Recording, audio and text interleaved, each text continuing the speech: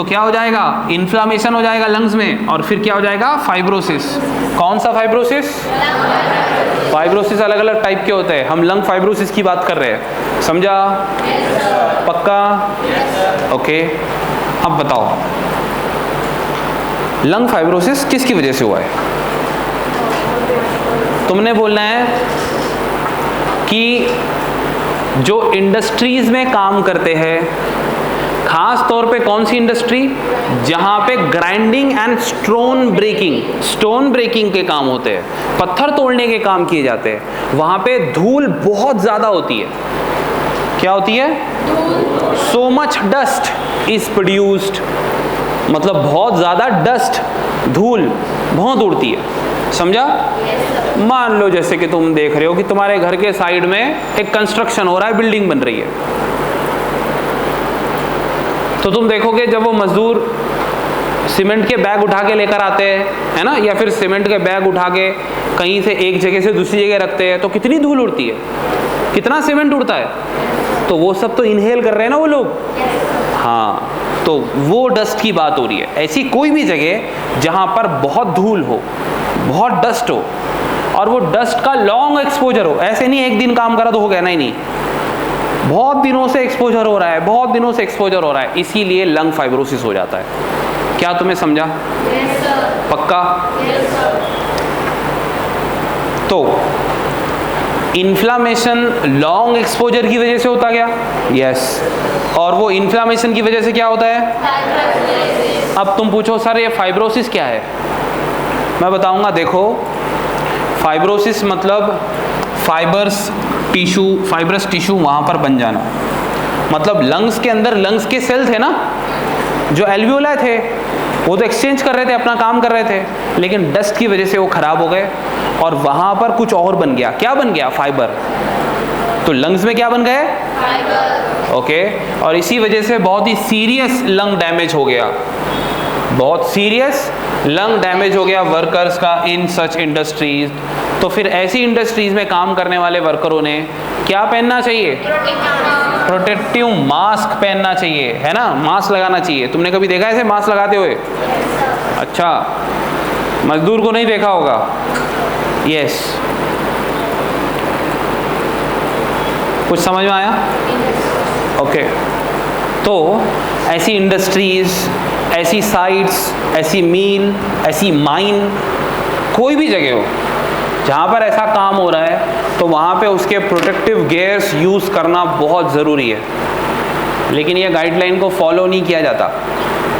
ठीक है, उसका हेलमेट, उसका जैकेट और उसके बूट्स, उसके मास्क, सब चीज़ वहाँ पे होनी चाहिए, तो वर्कर अच्छे से काम कर सकता है, उसकी बॉडी को कोई प्रॉब्लम नहीं होगी। क्या तुम्हें ये पता चल गया कि लंग फाइब्रोसिस किसकी वजह से होती है? और फाइब्रोसिस मतलब वहाँ पे फाइबर्स टिश्यू बनना, कहाँ पे? अगर लंग्स में फाइब्रस टिश्यू बन गए, फाइब्रोसिस हो गया, तो क्या ये लंग को सीरियस डैमेज कर देता है? मजाक में डैमेज करता है?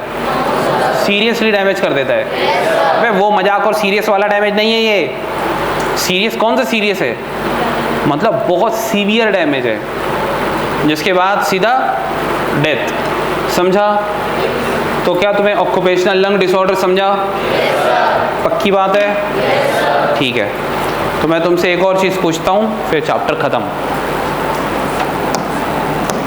मान लो ये पहाड़ है, तुम इधर खड़े हो, अब तुम्हें ऊपर जाना है, लेकिन तुम्हें पता है कि ये मेन सी लेवल है, यहाँ पे पार्शियल प्रेशर ऑफ ऑक्सीजन कितना है? 159 mm of Hg। ये पढ़ा था ना? ओके। अब बताओ टोटल एटमॉस्फेरिक प्रेशर कितना है? 7।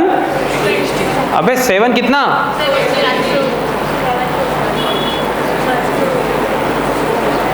तुम बहुत ही गहवे केस हो यार, तुम्हें वो भी याद नहीं? कोई 720 बोल रहा है, कोई 760 बोल रहा है, कितने? 780। कितने लोगों को लगता है 760? हाथ ऊपर करो। ठीक है, तो ये क्या था? एटमॉस्फेरिक प्रेशर, ठीक है। तो एटमॉस्फेरिक प्रेशर यहाँ पे 760 है फॉर एग्जांपल, ठीक है, mm ऑफ Hg। तो ये जो तुम जब ये पहाड़ चढ़ोगे, ये ऊपर जा रहे हो, ये पहुंच गए, लेकिन अब तुम्हें चक्कर आ रहे हैं, उल्टी आ रही है, अब बहुत प्रॉब्लम हो गई, तबीयत खराब हो गई, क्यों? क्या ऊपर भी एटमॉस्फेरिक प्रेशर इतना ही है या बढ़ गया? पागल बोल रहे, बढ़ गया। बे कम हो गया। मान लो तुम इतनी ऊपर गए थे कि एटमॉस्फेरिक प्रेशर 500 हो गया। कितना हो गया? 500। ओके, तो बताओ पार्शियल प्रेशर ऑफ ऑक्सीजन भी उतना ही होगा क्या? ये भी कम होगा? तो बताओ फिर 500 अगर है एटमॉस्फेरिक प्रेशर, तो पार्शियल प्रेशर ऑफ ऑक्सीजन कितना है?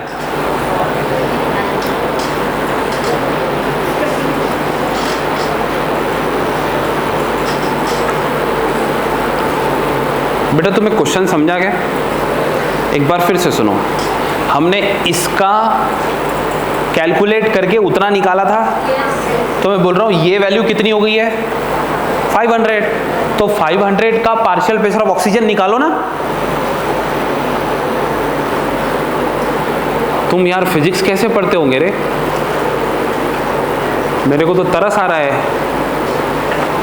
एसके सर पे।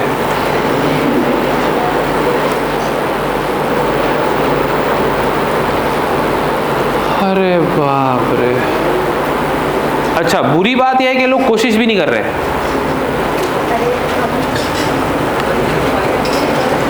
कौन बोला? ठीक है, कौन बोला? ठीक है,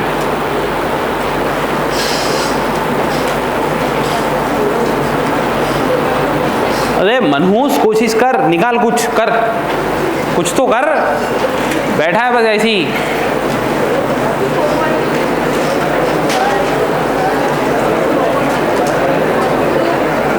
तू एक ग्लास पानी ले, उसके अंदर डूब जा।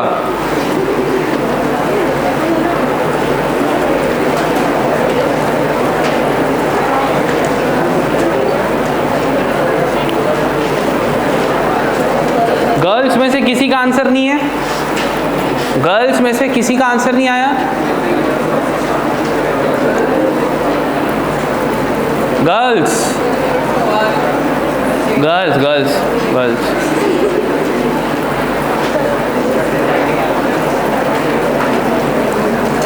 इधर लड़कियों में सब पागल है क्या?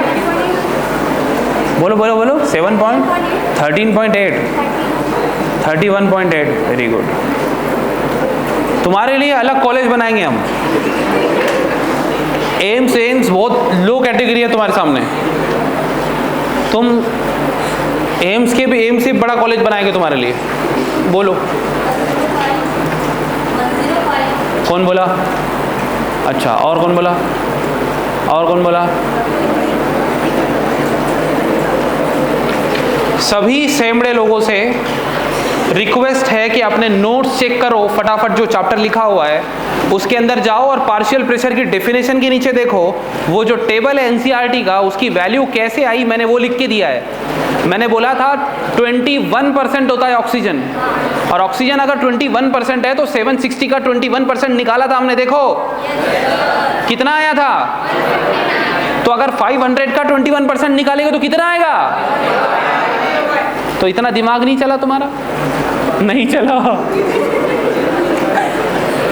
नहीं, मेरे को तो इस बात का दुख ज़्यादा है कि ये जो अभी मैं मेंटल स्ट्रेस सह रहा हूँ, एसके सर का क्या होता होगा? साजिद सर का तो पूरा तुम अच्छा, आप समझ में आया। नहीं, मैं वही सोच रहा था, मैं सर ये हेयर लॉस तो मेरे को भी हो रहा है, लेकिन तुम्हारे को इतनी स्पीड में क्यों हो रहा है? अब समझ में आया। तुम्हें सही में आंसर नहीं आता था? चलो कोई बात नहीं, ऐसी बातों को डिस्कस नहीं करना चाहिए। तो बताओ पार्शियल प्रेशर ऑफ ऑक्सीजन कितना होगा? Partial pressure of oxygen is 105। Okay चलो ठीक है, करेक्ट आंसर है।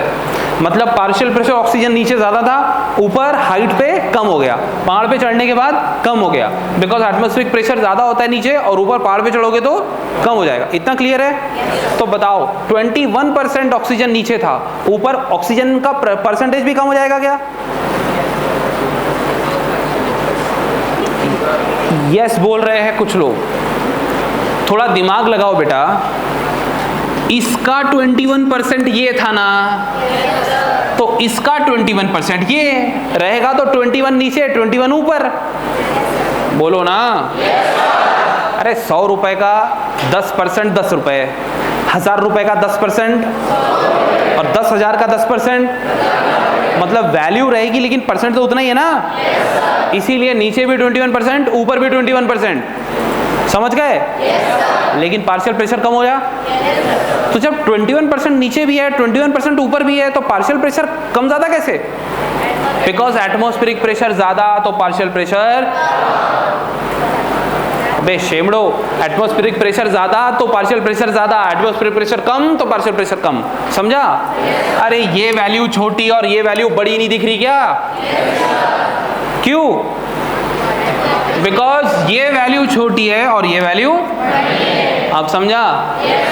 लेकिन यहां भी ऑक्सीजन 21%, यहां भी ऑक्सीजन, ये समझा? चलो ये तो पता चल गया कि क्यों प्रॉब्लम हो रही है, इसको क्यों बीमार हो गया है। अब इसको बोलेंगे भाई डॉक्टर के पास लेके चलते इसको। क्या हो गया भाई? तो डॉक्टर साहब बोल रहे हैं ऑक्सीजन की कमी की वजह से ये